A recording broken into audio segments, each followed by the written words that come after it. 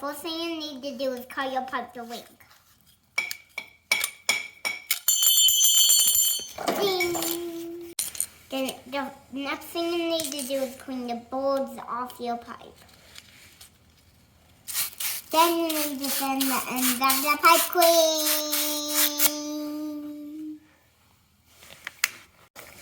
Then you need to sand the inside of the fitting of your valve. If your valve has a drain, you want to take it off so you don't melt the rubber. What you need to do is paint flux inside your pipes.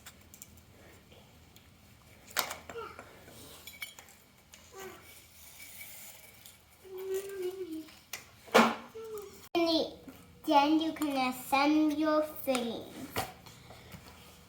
If you're working with a valve, you want to cover it with a wet towel.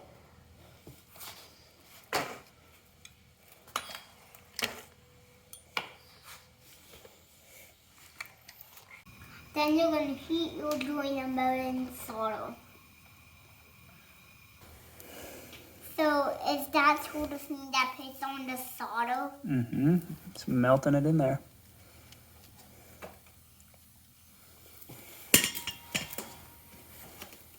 That's pretty much it, and that's pretty simple.